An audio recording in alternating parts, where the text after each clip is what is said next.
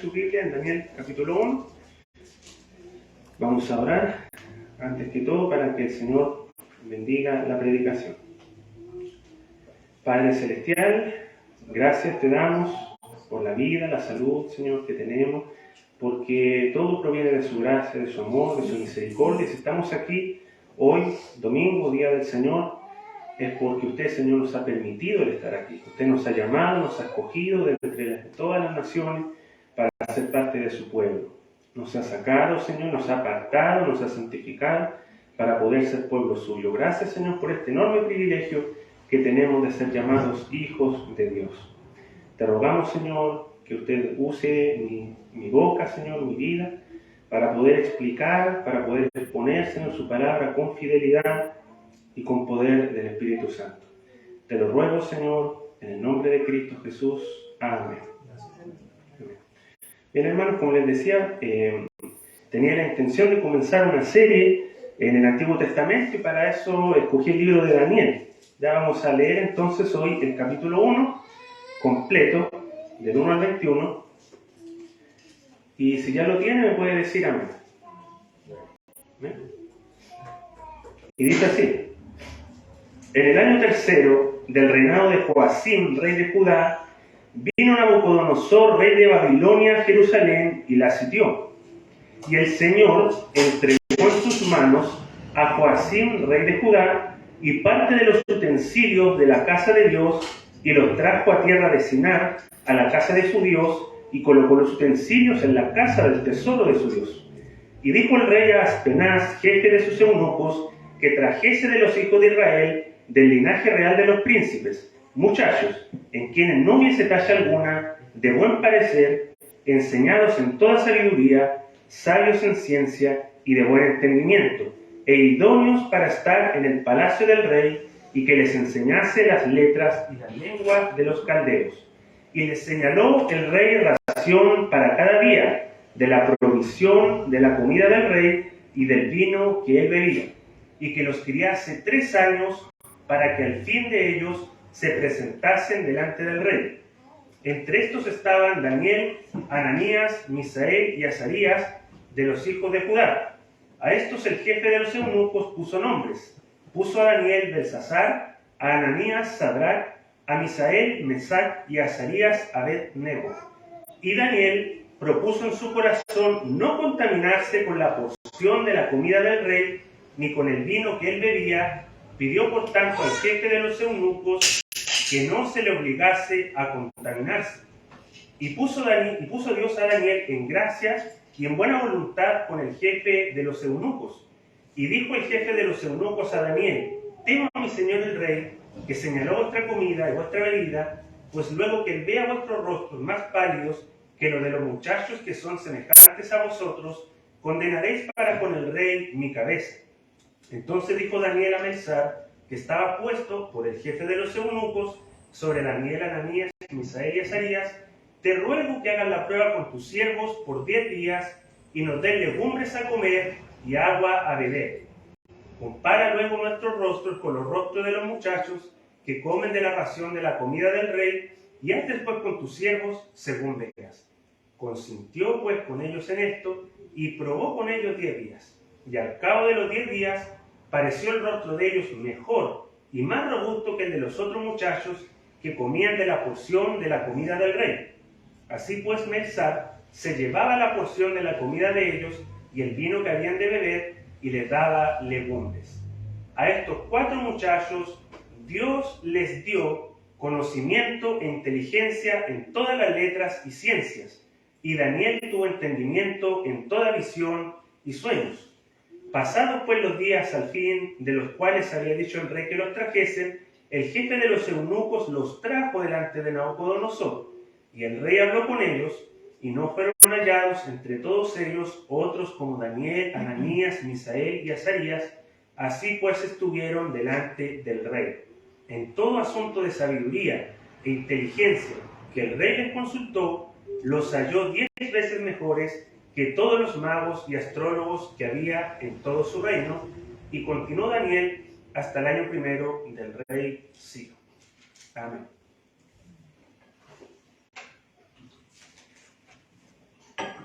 Hermanos, quisiera comenzar el sermón contando una breve historia, una historia verídica, que dice así. Soy sobreviviente de Auschwitz, un campo de concentración alemán en la Segunda Guerra Mundial. Dice, llevo tatuado en mi brazo izquierdo el número 33.502, que me quitó mi adolescencia y mi identidad. Viví 2 años en el gueto de Prusani, cerca de Białystok, Polonia, mi ciudad natal, donde padecimos miseria y hambre. Llegamos el 2 de febrero del 43, luego de viajar 5 días hacinados en vagones de ganado, sin agua ni comida, haciendo nuestras necesidades en un rincón. En el viaje mi tío pidió agua por la ventanilla y los nazis lo mataron de un tiro en la frente. Al llegar, llevaron a mis padres y mis 2 hermanos a las cámaras de gas. Los menores de 18 estaban condenados a la muerte. Yo con mis 16 y un tapado que me hacía parecer mayor me mezclé entre las mujeres destinadas al trabajo forzado. Nos levantaban a la madrugada como un trapo, como vestido y tiritábamos. Solo tomábamos un brebaje como café y un trozo de pan que parecía arcilla. Los primeros meses fueron terribles. Una vez sentí un dolor en la pierna y debí ir a la enfermería, la antesala de la muerte. Una noche Mengele me tomó del brazo con sus dedos largos de araña venenosa y dijo mi número para mandarme al día siguiente a la cámara de gas. Me salvó una doctora rusa, prisionera de guerra, me tachó de la lista y me reemplazó por un muerto. Su nombre era Lubov, que en ruso significa amor. Era un día de primavera en este campo, el año más terrible, 1943. El agua estaba contaminada. Tomar una gota significaba la muerte. Aquel día sentía que no aguantaría cargar los pesados escombros y perdido por perdido después del recuento, me escondí dentro de la barraca y no fui a trabajar. Acurrucada contra la pared de tablas en un rincón, tapada, esperaba temblando. De pronto, a través de una rendija en la pared, vi un grupo de niños, alrededor de 100. 5 a 6 años era su edad, con una mirada inocente y con algún juguete en sus manos. Supongo que venían de algún orfanato. Los de la fila de atrás, más grandecitos, de 10 a 12 años, iban inquietos y con miedo. Yo sabía que iban directo a las cámaras de gas. En aquel momento, en mi desesperación, empecé a rogar a Dios y dijo, si existes, dame ahora mismo una señal. Quiero que alguno de ellos pueda escapar, que aunque sea se nuble o que pase algo, cualquier cosa. Y en un rato, desaparecieron de la faz de la tierra 100 inocentes niños. Nada pasó. El sol siguió brillando, el mundo siguió andando. 20 minutos después, se convirtieron en cenizas. En aquel momento, tambaleó fuerte mi fe en Dios. Ese es el testimonio de una mujer que se llama Lea Sajak, que fue sobreviviente de este campo de concentración en Alemania y vive en Argentina hace más de 78 años, donde escapó con su esposo del nazismo. ¿Ya? Hermanos, testimonios como este, al escucharlos son bastante desgarradores y que en verdad nos hacen pensar la maldad que nosotros tenemos como seres humanos en nuestro corazón para haber realizado actos tan crueles. Lo que sí me llamó, hermanos, la atención en este testimonio, en esta historia, fue la rogativa de esta mujer. Ella dijo, si existes, dame una señal. Y después el final dice, tambaleó su fe en Dios al ver lo que pasó. Esto contrasta, hermanos, con lo que vimos anteriormente en el libro de Daniel, donde estos jóvenes fueron llevados cautivos muy lejos de sus familias, a una tierra extraña, y ellos tenían un conocimiento genuino de quién era el Señor. La mujer aquí, lamentablemente, no tenía el conocimiento de quién es Dios, que a pesar de las pruebas, de las dificultades, de la muerte, del sufrimiento que pueda estar viviendo su pueblo, Dios está a cargo, ¿cierto? Pero Daniel no tenía ese problema. Él conocía quién era su Dios y le temía. Y en medio de ese dolor de ser alejado de su familia, de su pueblo, él siguió mostrando que él conocía que su Dios es soberano. Ese es el tema de este libro en general. Daniel, hermanos, es un libro muy especial para mí también. Desde pequeño yo escuché y fui creciendo la historia de Daniel y sus amigos. Cuando estuvo Daniel en el Foso de los Leones o los amigos rescatados, esa historia a mí me cautivaba desde pequeño.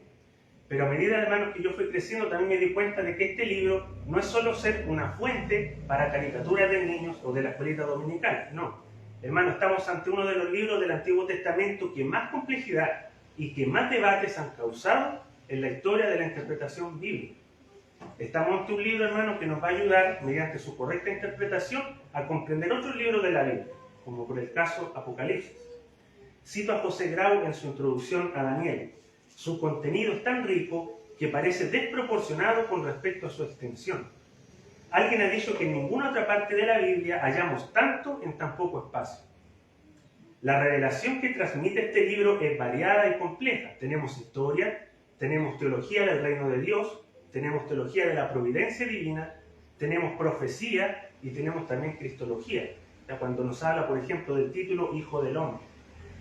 Daniel, hermano, fue escrito alrededor del siglo VI a.C., por ahí por el 530, al final de la carrera y vida del profeta.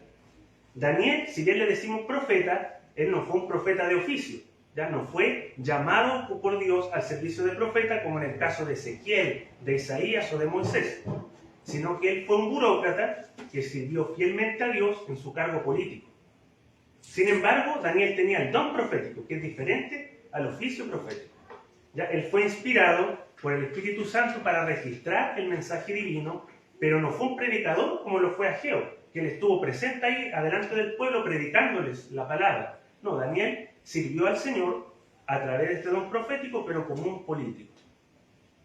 Ezequiel, que es profeta contemporáneo de Daniel, también lo nombra a Daniel junto a Job y Noé, como un modelo de rectitud y de piedad, ¿ya? Y el que Daniel sirviera a Dios, no siendo un sacerdote o un profeta de oficio, eso también a nosotros nos inspira y nos anima. Tanto pastores como los que no lo son, nosotros tenemos oficios, tenemos lugares donde nosotros trabajamos y vivimos, en los cuales podemos servir a Dios también, como lo hizo Daniel. Este libro, hermano, podemos dividirlo en dos partes principales. Del capítulo 1 al 6 lo vamos a ver como una narración histórica, y desde el capítulo 7 al 12 como una sección apocalíptica.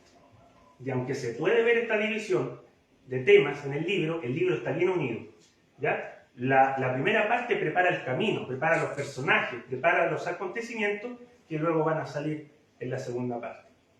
Daniel, hermano, fue llevado a Babilonia en la primera invasión que sufrió Judá en el año 605, ¿ya?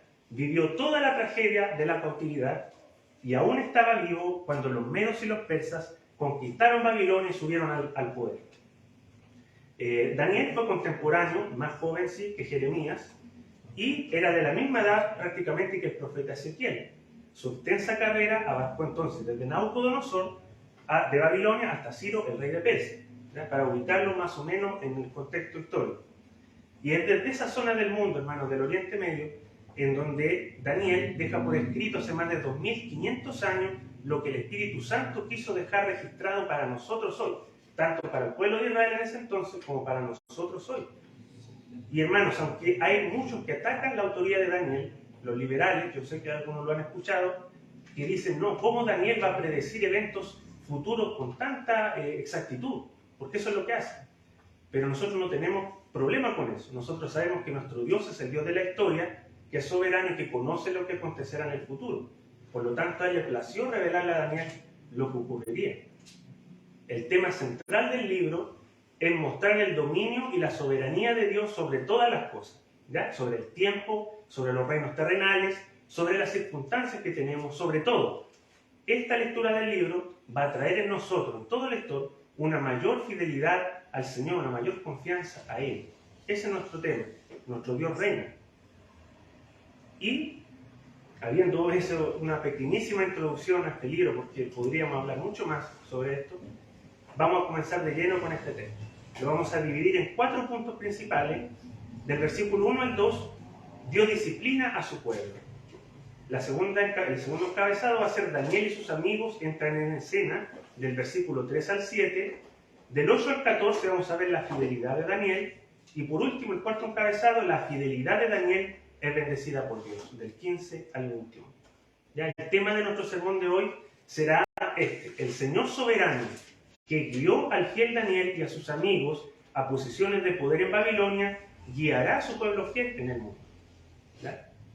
Y se nos dice esto, que en el año tercero del reinado de Joacim, rey de Judá, vino Nabucodonosor, rey de Babilonia, a Jerusalén y la sitió, y el Señor entregó en sus manos a Joacim, rey de Judá, y parte de los utensilios de la casa de Dios, y los trajo a tierra de Sinar, a la casa de su Dios, y colocó los utensilios en la casa del tesoro de su Dios. Hermanos, el texto comienza dándonos información de cuándo ocurre, la fecha exacta, el rey que estaba a cargo en ese entonces, y en este caso era Joacim, que fue un pésimo gobernante de Judá. Fue malvado e impío y siguió el camino de muchos reyes de Israel. No siguió tristemente el ejemplo de su abuelo, que fue el rey Josías. Ustedes recordarán, un rey piadoso, pero este rey Joacim se rebeló al dominio de los babilonios, ¿ya? Y eso trajo sobre él y sobre su nación la miseria y la antesala del fin. ¿Ya? Lo importante es que tener buenos gobernantes, o lo que ocasiona tener malos gobernantes, es muy claro aquí. ¿Ya? En Segunda de Reyes también podemos leer esto, y nos lo narra así Samuel, en Segunda de Reyes, capítulo 24, del 1 al 4, y dice lo siguiente: en su tiempo subió en campaña Nabucodonosor, rey de Babilonia, y Joacim vino a ser su siervo por 3 años, pero luego volvió y se rebeló contra él. Pero Jehová envió contra Joacim tropas de caldeos, tropas de sirios, tropas de moabitas y tropas de amonitas, los cuales envió contra Judá para que la destruyesen, conforme a la palabra de Jehová que había hablado por sus siervos los profetas. Ciertamente vino esto contra Judá por mandato de Jehová, para quitarla de su presencia por los pecados de Manasés y por todo lo que hizo, asimismo por la sangre inocente que derramó, pues llenó a Jerusalén de sangre inocente. Jehová, por tanto, no quiso perdonar. Hermanos, este texto nos dice que los pecados de Judá llegaron a tal extremo que colmaron la gota que rebasó el vaso, ¿cierto?, de la paciencia de Dios. Ya no había perdón para ellos, no había salvación. Era hora de un castigo, era hora de la disciplina. Y eso lo vemos en este primer versículo, en donde se nos introduce la historia desde un punto de vista netamente histórico. Ya si usted va a un libro de historia y abre, por ejemplo, en el año 1940, y así, ¿cierto? Así comienza también nuestra historia, pero en el segundo versículo nos habla desde el punto de teología bíblica. ¿Por qué? Porque nos dice que el Señor entregó a Joacim. No fue que no solamente Nabucodonosor, con su poder, ¿cierto?, con su ejército, haya podido tomar Jerusalén, sino que se nos dice que el Señor entregó. ¿Ya? Y este es un principio claro a lo largo de las Escrituras, donde el hombre es responsable de sus actos. Nabucodonosor es responsable de lo que hizo, de la masacre que hizo en Jerusalén con el pueblo de Dios, pero también Dios es soberano y Él permitió ese castigo, esa disciplina para su pueblo. Él usó a Nabucodonosor como instrumento en sus manos. Y este sitio, como les decía, de Jerusalén, es el primero de 3, ¿ya?, que ocurrió en el 605. Ahí se fue Daniel y sus amigos a Babilonia. Luego, 8 años después, se llevaron al rey Joaquín y a la élite del pueblo, y a muchos herreros y guerreros, y la última oleada fue en el 587, la definitiva, donde los babilonios sitiaron Jerusalén y se llevaron a los judíos restantes. Solo dejaron a los pobres ahí, y destruyeron los muros y quemaron el templo de Dios hasta los cimientos, ¿ya?, como nos relata también Segunda de Reyes 25. ¿Qué nos dice más el siguiente verso? Se nos dice que se llevaron los utensilios de la casa de Dios. Según Esdras 1:7 al 10, eran 5.400 utensilios de oro y de plata, una gran riqueza, y dice que fueron colocados en la casa del tesoro de su Dios, probablemente el dios Marduk, que era el dios principal de Babilonia. ¿Y qué significa que Nabucodonosor los dejara ahí en ese templo pagano? Significa que para los babilonios el dios de ellos, o sus dioses, era superior al dios de Israel, ¿ya? Eso indicaba para los babilonios. Y se nos dice que los trajo a la tierra de Sinar. ¿Les suena familiar ese nombre? Sinar. Eso lo podemos encontrar en Génesis 11:2 para el sitio de Babel, donde se construye la torre de Babel, ¿ya? Daniel nombra así a Babilonia intencionalmente para que sus lectores recuerden ese pasaje, se vayan hacia atrás y vean que ese lugar siempre ha sido el centro de rebeldía contra Dios, ¿ya?, de secularismo, de enemistad contra el pueblo de Dios. Apocalipsis también nombra a Babilonia como la representación del dominio del diablo, del secularismo, de la potestad de maldad que se levanta contra Dios y contra su pueblo. Pero ¿qué pasó aquí, hermano? ¿Dios falló entonces al no proteger a su pueblo? ¿Falló al no proteger a su templo? No, todo lo contrario, Él estaba mostrando su fidelidad. El pueblo estaba siendo llevado cautivo, estaba siendo destruido, pero esa es la fidelidad de Dios. ¿Sí? La fidelidad para cumplir sus promesas. Él había prometido, por la mano de Josué, darles la tierra prometida a los israelitas, pero también les prometió un gran castigo si ellos se olvidaban de su pacto y se iban tras dioses ajenos. Eso lo leemos cuando Daniel, por ejemplo, está orando a Dios en el capítulo 9 y él pide perdón en nombre del pueblo por sus pecados, por los pecados cometidos. Y nombra Deuteronomio 28, ahí nosotros podemos ver las maldiciones que habían por romper el pacto. ¿Ya? Maldiciones terribles. Se nos dice, por ejemplo, que iban a pasar hambre, que los iban a sitiar, que iba a venir un ejército extranjero, y iban ellos a pasar hambre, hasta se iban a comer a sus propios hijos. Y eso lo vemos en la historia. Eso pasó en Jerusalén, en el tercer sitio. Ellos pasaron hambre por muchos años y se comieron a sus propios hijos. Eso lo dice Moisés hace muchos años atrás, y eso se cumplió en los tiempos de Jeremías y de Daniel. ¿Ya? Es así, hermanos, como Dios trae este castigo. ¿Por qué? Número uno, porque Él es fiel a sus promesas.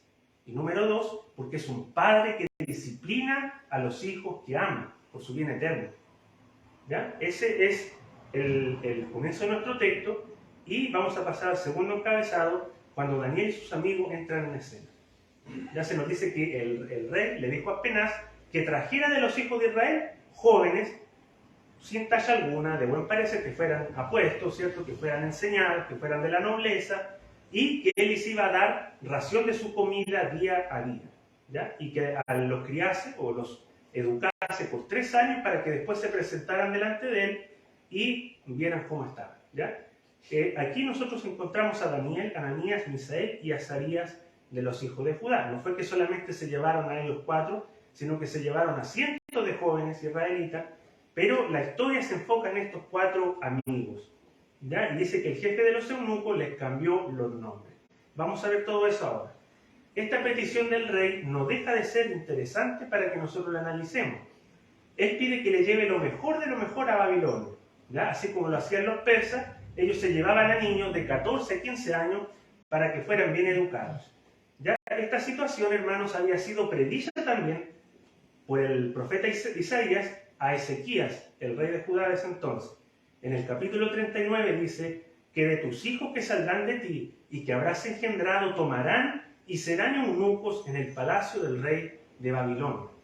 Ya esa fue la ocasión en que Ezequías recibió unos emisarios de Babilonia y él se sintió tan orgulloso de su poder, de su riqueza, que después el profeta fue a decirle, por tu orgullo, por toda tu necedad, un día todo esto que ves va a ser llevado a Babilonia, incluso sus propios hijos. Y el que se les llame eunucos, hermanos, no quiere decir tampoco que todos eran castrados, no. Ya siempre tenemos esa noción. Sino que quiere decir también la palabra a oficiales o siervos. A eso quiere decir. ¿Ya? Probablemente eso fue lo que pasó con Daniel. No fue que haya sido castrado, como muchos pueden decirlo. No. Pero ¿por qué también se lo llevaban tan jóvenes? La respuesta yo creo que ustedes también la conocen. Cuando ustedes educan a sus hijos desde pequeños, saben que desde pequeños ellos son más moldeables, que van a recibir la enseñanza y cuando a medida que vayan creciendo, así como un arbolito que se le pone el palito al lado, van a crecer derecho por ese palito, por esa guía. ¿Ya? Así también Nabucodonosor tuvo esa estrategia. Vamos a capturar, a llevarnos a estos niños y los vamos a babilonizar, como dice Sugel Michelin también. Vamos a babilonizarlos, vamos a hacerlos que se olviden de sus raíces y de su fe. Esa era la estrategia del rey. Vamos a quitar al Dios verdadero de sus vidas y vamos a reemplazarlos por nuestro panteón babilonio.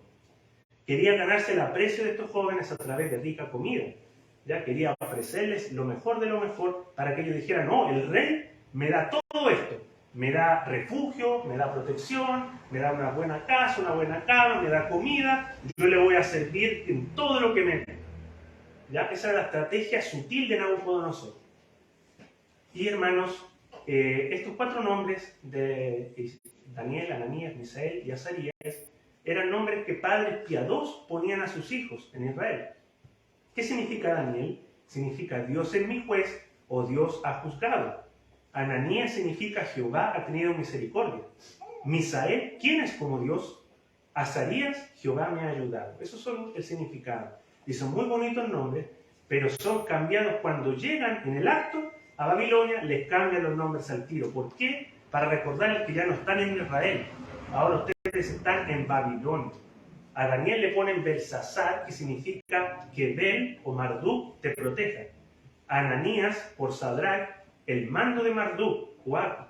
A Misael, Mesac, quien es como Acu. Y a Azarías, Abed-Nego, siervo de Nebo, que era el dios babilónico de la sabiduría. Intencionalmente fueron puestos así, hermanos, para decirles, ya no sirven a Yahvé, el Dios de Israel, ahora sirven a Babilonia y a sus dioses. Hermanos, pongámonos nosotros en el zapato de estos jóvenes. ¿Qué hubiéramos hecho nosotros? ¿Cuál hubiera sido nuestra sensación en ese momento? Usted que se llama Lindomar, Daniel, yo, Juan, si nos hubieran cambiado nuestros nombres por nombres que significaban eso, ¿cómo nos hubiéramos sentido? Hermanos, ellos estaban en el imperio más poderoso de la tierra en ese entonces, estaban bajo el mando del rey más poderoso que con un solo edicto podía mandarlos a matar, estaban en la cultura más pagana y sincretista que se había visto hasta ese entonces, y estos 4 chicos tenían todo para poner excusa, decir, no, como ya estamos lejos de Israel, bueno, yo, como nadie me ve, yo voy a hacer lo que el rey me diga, voy a hacer lo que los chicos, los demás hacen, pero no. ¿Qué pasó? Pasamos al tercer encabezado. Vamos a ver la fidelidad de Daniel del versículo 8 al 14. Y dice, y Daniel propuso en su corazón no contaminarse con la porción de la comida del rey, ni con el vino que él bebía, y pidió por tanto al jefe de los eunucos que no se le obligase a contaminarse. ¿Qué sienten ustedes, hermanos, al leer estas líneas? A mí, de verdad que a mí me sobrecoge cuando leo esto, porque yo me pongo en los zapatos de ellos y yo digo, yo no hubiera podido, no hubiera hecho eso. Ellos tenían 14 a 15 años, hermanos. Si nosotros que tenemos ya 30 o 20, 40, somos inmaduros y le fallamos al Señor, teniendo nosotros libertad, por ejemplo, para, no sé, para cualquier cosa, nosotros igual le fallamos. Y ellos que estaban bajo presión y no le fallaron al Señor, con temor y valentía, siendo niños, actuaron como verdaderos hombres. Como dice también el pastor Sugel, lo escuché hace tiempo, tenían verdaderos pantalones. Lo más probable, hermanos, es que esta comida, porque Daniel dice no contaminarse, esta comida no es que esté sucia físicamente, sino que esto es de índole religioso. Así como nosotros cuando vamos a comer, le damos gracias al Señor por los alimentos, estas culturas también le daban gracias, pero a sus dioses paganos. ¿Ya? Ellos ponían la comida, hacían rituales, muchas veces rituales. No les voy a hablar de esto por los niños, pero eran muy también inmorales. ¿Ya? Daniel yo creo que sabía esto y por lo tanto no quiso contaminarse con esta comida. Y se me viene a la mente las palabras de Pablo en 1 Corintios 10 cuando dice, antes digo que lo que los gentiles sacrifican, a los demonios sacrifican y no a Dios. Y no quiero que vosotros os hagáis partícipes con los demonios. No podéis beber la copa del Señor y la copa de los demonios. No podéis participar de la mesa del Señor y de la mesa de los demonios. Hermanos, el joven Daniel se estaba metiendo en graves problemas por decir, yo no quiero contaminarme. En cualquier momento, hermanos, eso podía significar su muerte. Eso era como una rebeldía, ¿ya? Y nosotros podemos también inferir que la valentía y la decisión de Daniel influyó en sus amigos. Vemos más adelante que los amigos lo siguen. ¿Y esto qué se nos viene a la mente? Qué grato es tener amigos, hermanos, que nos guían a Cristo. Amigos con los cuales nosotros podamos contar en medio de las pruebas, de las dificultades, que nos apoyen, que nos hablen de la palabra. Hermanos, amigos piadosos es de lo que nos hace falta rodearnos. Rodéate de amigos como Daniel, que te influencien a hacer cosas buenas. También, ¿qué podemos inferir de esto? La calidad de padres que tuvo Daniel. No se nos dice aquí nada de los padres, pero nosotros por la forma de actuar de Daniel, por su carácter, podemos decir, los padres de Daniel fueron un cielo. Hermanos, los padres de Daniel, si hubieran sido perezosos o negligentes, y si no le hubieran enseñado la palabra de Dios, si no le hubieran dado ejemplo con sus propias vidas al chico, Daniel nunca hubiera sido como él fue. Nunca. No hubiéramos tenido el profeta Daniel que tenemos en la Escritura. Sin embargo, la educación de los padres, hermanos, juega un rol fundamental en la crianza de hijos piadosos, que luego el Señor va a usar. Por lo tanto, no menosprecies tu rol como padre o madre, o de los que lo van a hacer. Prepárense para eso. Vemos entonces aquí, hermanos, esto, Y vemos también la intervención de Dios en la historia. Vimos en el versículo 2 que dice, Dios entregó a Joacim. Ahora vemos en el versículo 9 cuando dice, y puso Dios a Daniel en gracia y en buena voluntad con el jefe de los eunucos. ¿Ya? Vemos entonces que este jefe de los eunucos, que conocemos como Aspenaz, permite o le da un tratamiento especial a Daniel. ¿Ya? Le cayó bien Daniel, le halló buena voluntad hacia él. Le tuvo compasión a este muchacho. Y esto se parece mucho también a la historia de José en Egipto. Leemos en Génesis 39, 21 que dice, pero Jehová estaba con José y le extendió su misericordia y le dio gracia en los ojos del jefe de la cárcel. El Dios, hermano, el Dios de Israel es el Dios soberano. Así como Él estuvo al lado de su pueblo en Egipto, ahora Dios está al lado de su pueblo en Babilonia, protegiéndolo, cuidándolo. Y así está con nosotros hoy, hermanos, en el mundo. Si no hubiera sido, hermanos, por el Señor, esa petición le hubiera costado la cabeza a Daniel y a sus amigos. Y dijo, ¿cuál fue la respuesta del jefe de los eunucos? Que él le tenía temor al rey, a su señor. Porque si el rey veía que los muchachos estaban débiles, si estaban enfermos, y era una muestra de desobediencia a él, lo iba a matar a él también.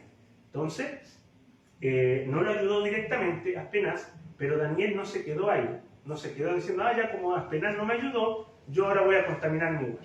No. Dice que él habló con otro que fue puesto por Aspenaz sobre ellos, al que se nombra Melzar. ¿Ya? Melzar no es un nombre en sí, sino que era un título, y que estaba puesto, dice, por el jefe de los eunucos sobre ellos. ¿Y qué fue lo que hizo Daniel? Le dijo que hagas la prueba con tu siervo por 10 días, que nos den legumbres a comer. ¿Ya? Y dice que este funcionario dijo, ya como son 10 días y ellos van a estar aquí 3 años estudiando, vamos a hacer la prueba. ¿Ya? Entonces, aquí nos comienza a mostrar la fidelidad de Daniel, que Dios bendice. ¿Ya? Leemos en el versículo 15 que al cabo de los 10 días el rostro de ellos pareció mejor que el de los demás, ya más robusto que el de los otros muchachos. Así pues Melzar, dice, se llevaba la porción de la comida de ellos y el vino que habían de beber y les daba legumbres. Y ahora nuevamente se nombra a Dios en la escena. Dice, a estos 4 muchachos Dios les dio conocimiento e inteligencia. Primero Dios entregó a Joacim, después Dios le dio gracia a Daniel y ahora Dios les dio conocimiento e inteligencia, dice, en todas las letras y ciencias. Y Daniel tuvo entendimiento en toda visión y sueños. ¿Ya? Y después que pasaron esos 3 años, fueron traídos a Nabucodonosor, dice, y el rey habló con ellos y no fueron hallados otros como ellos. ¿Ya? Hermanos, llegó el 10º día y para la sorpresa de Melzar, el semblante y la salud de estos 4 chicos estaba mejor que el de todos los que habían comido la comida del rey. ¿Esto pudo haber sido solamente por causa de una dieta vegetariana? No.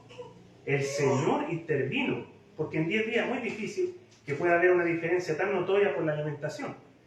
Hermanos, estos chicos van a ver 3 años, día tras día, cómo el Señor los cuida y garantiza su buena salud al comer solamente legumbres y tomar agua. Eso nos dice, hermanos, que además también de dar buena salud, el Señor les da conocimiento e inteligencia en todas las letras y las ciencias, en toda la lengua de los caldeos, que era tan difícil, en todas sus escrituras, en todas sus... tenía mucho conocimiento, hermano, los caldeos, era la cuna de la civilización. ¿Ya? Y dice que estos muchachos se graduaron con honores, pero dice que a Daniel le da un don más, aparte de sus amigos. Se nos dice que tuvo entendimiento en toda visión y sueños, y este don va a cobrar mucha importancia más adelante cuando se nos muestre cómo Daniel interpreta sueños y cómo también tiene visiones. Muy parecido a lo que pasó José en Egipto. ¿Ya? Hermanos, se nos dice que pasa 10 veces más. El autor usa aquí una hipérbole para decir, wow, qué genial, qué inteligencia la de estos muchachos. ¿Ya? Es para subrayar que eran muy superiores a los demás. Y dice que comenzaron a servir inmediatamente al rey. Lejos, hermanos, de que estos jóvenes se convirtieran al paganismo de Babilonia, ellos usaron esta cultura, o en medio de esta cultura, dieron testimonio del Dios vivo. Fue todo lo contrario. Lo que Nabucodonosor quería hacer, no pudieron lograrlo sobre ellos. ¿Ya? No pudieron hacerlo. Ellos fueron los que influenciaron la cultura donde se encontraban. Hermano, el texto original nos dice también, cuando dice que Daniel estuvo hasta el año 1 del rey Ciro, eso quiere decir que marca el fin del exilio. ¿Ya? No es que Daniel haya muerto justo cuando comenzó Ciro, sino que Daniel vivió tanto tiempo, vio tanto la fidelidad de Dios, que sobrevivió a los babilonios y siguió en el imperio persa. ¿Ya? Él ve con sus propios ojos a su pueblo volver a Jerusalén. ¿Ya, hermanos? Él vio la palabra de Dios cumplirse. La palabra que había dicho por la boca de Jeremías, Dios, la ve cumplirse. Él ve la fidelidad de Dios incluso en el exilio. Hermanos, Daniel en el Antiguo Testamento prefigura a nuestro Señor Jesucristo en el Nuevo Testamento. Miremos un poco las semejanzas que tiene. Así como el Señor soberano permitió que su hijo Daniel fuera llevado cautivo al exilio, a una tierra extraña, pecadora, como era la Babilonia, así Dios el Padre envió a su único hijo desde el cielo a este mundo pecador. Porque de tal manera amó Dios al mundo que dio a su hijo unigénito para que todo aquel que en él crea no se pierda, mas tenga vida eterna, nos dice Juan. Así como Daniel en Babilonia fue obediente a las leyes de Dios, así Jesús también fue obediente a las leyes de su Padre. En todo fue obediente, sin pecado.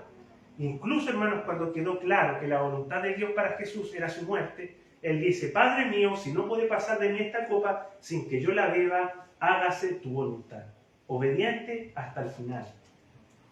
Y así como Dios dio a Daniel a un lugar de gran autoridad en Babilonia, así Dios dio a su Hijo Jesús a un puesto de mucha mayor autoridad. Leemos en Filipenses 2:9, por lo cual Dios también lo exaltó hasta lo sumo y le dio un nombre que sobre todo nombre, para que en el nombre de Jesús se doble toda rodilla y toda lengua confiese que Jesucristo es el Señor, para la gloria de Dios Padre. Si Daniel, hermanos, es digno de nuestra admiración como hombre, ¿cuánto más lo es nuestro Señor Jesucristo? Él es digno de toda nuestra adoración, de imitarlo. Ya para ir finalizando, hermanos, ¿cómo creen ustedes que les resultó a los hebreos exiliados el leer o escuchar esta historia de Daniel y de sus amigos? Eso, hermanos, yo creo que debió motivar a la fidelidad del pueblo. Es un poderoso ejemplo, hermanos, cuando nosotros vemos a hombres piadosos entregarse en la mano de Dios, como que anima, como que impulsa a querer imitarlos.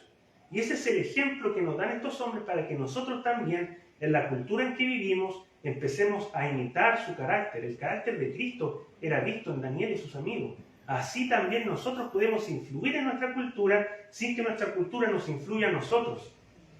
¿Ya?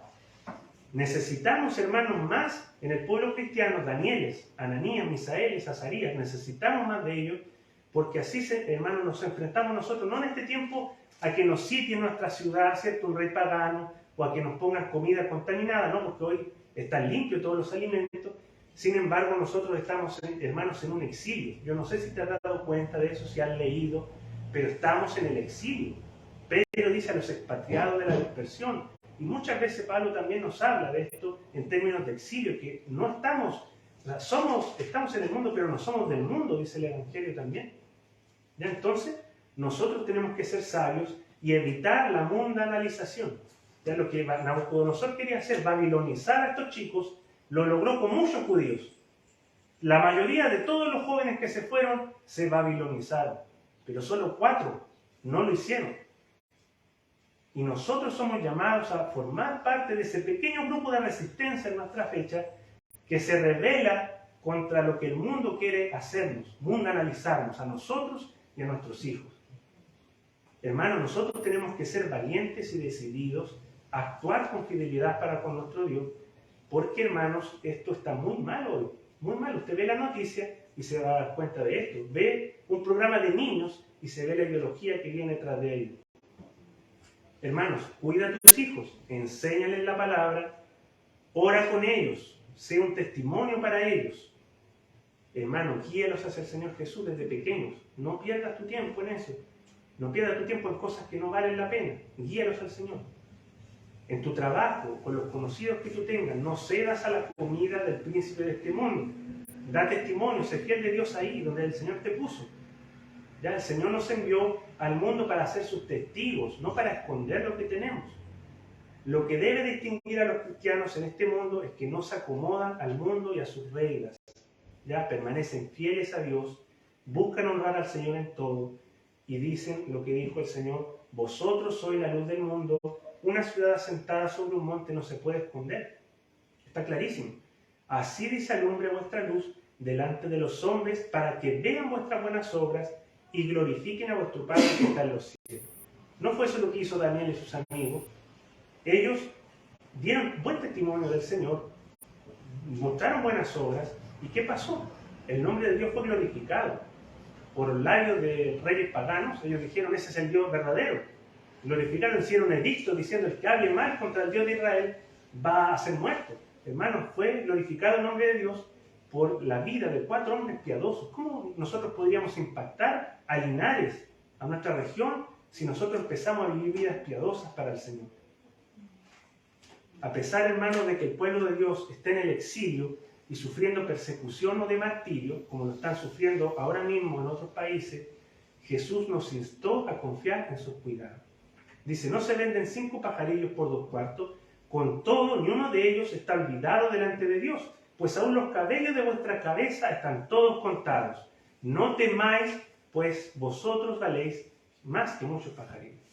O dice, no temáis, manada pequeña, porque a vuestro Padre le ha placido daros el reino. En Lucas 12.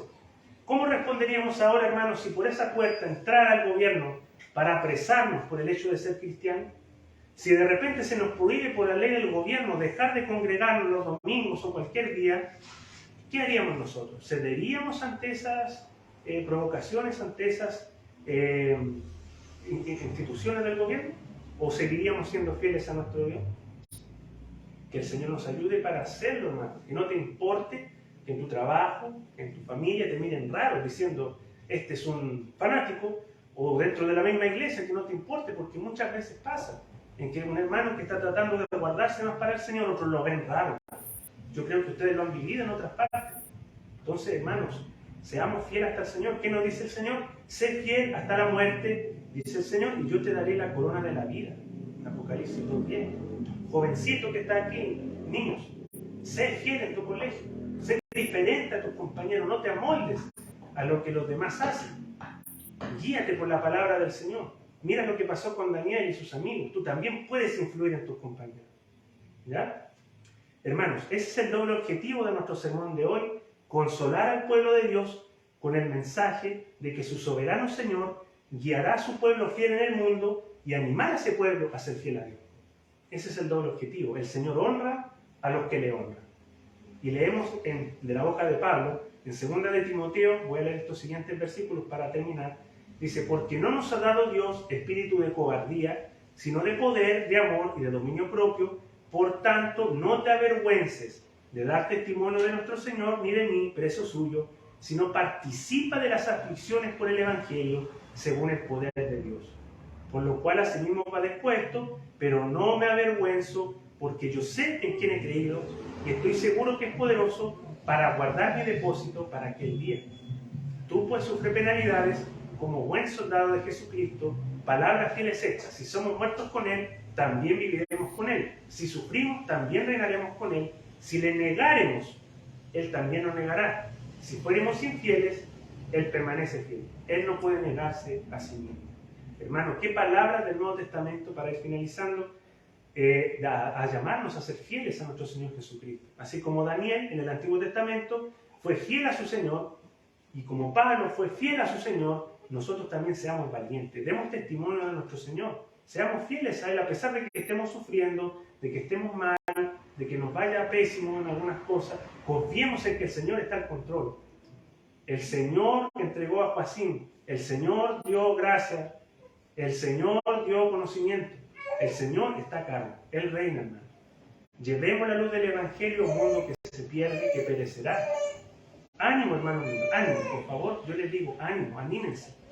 Lean las Escrituras, oren con regularidad al Señor, pidiéndole de su gracia. Porque el mundo pasa y sus deseos, pero el que hace la voluntad de Dios permanece para siempre. Amén.